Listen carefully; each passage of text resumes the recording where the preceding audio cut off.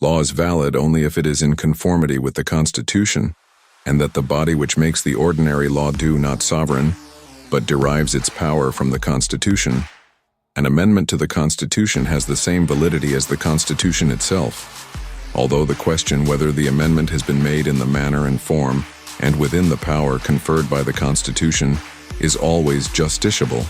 Just as an ordinary law derives its validity from its conformity with the Constitution, so also, an amendment of the Constitution derives its validity from the Constitution. An amendment of the Constitution can be ultra vires, just as an ordinary law can be PO. 769, 771, 772.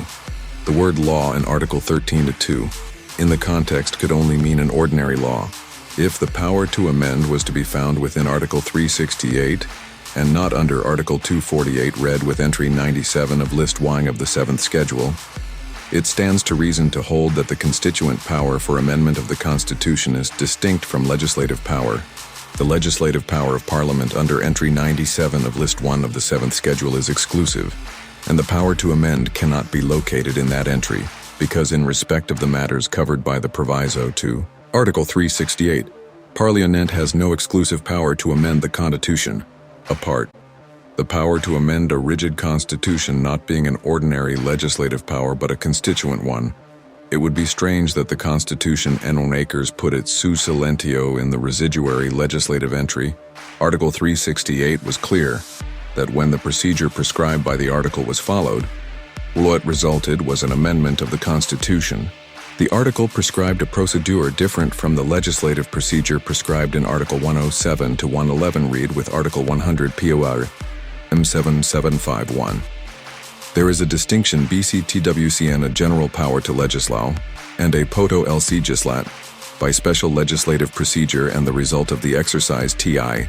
The two powers are different. Macaulay, Weesey, the King and the Bribery Commissioner v. Pedrick Rana Singh do not. How that the power to amend Tile 60 Supreme Court Repults, 1973. Sups call institution is a legislative power. The substance of the decision in Ra.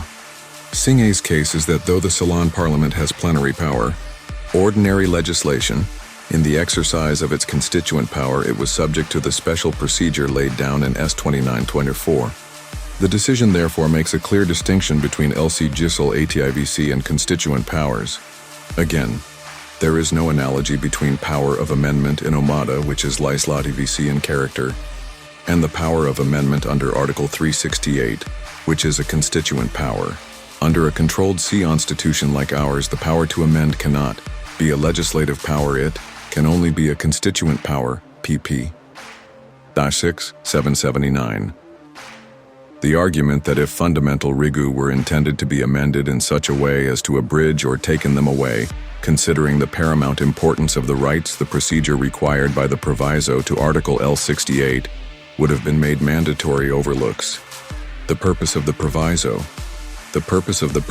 is that rights, powers, and privileges of the states or their status as states should not be taken away or impaired without their participation to some extent in the amending process.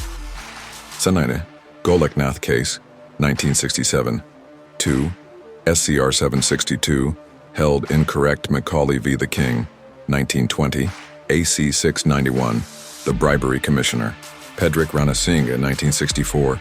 2 WLR 301, 1965. AC 172 explained.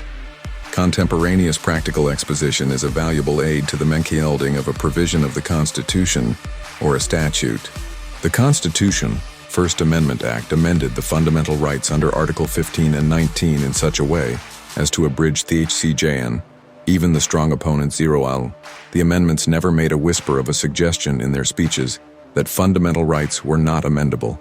If the debates in the Constituent Assembly can be looked into to understand the legislative history of a provision of the Constitution including its derivation, that is, the various steps leading up to and attending its enactment to ascertain the intent of the makers of the Constitution, it is difficult to see why the debates are inadmissible to throw light on the purpose and serial intent of the provision.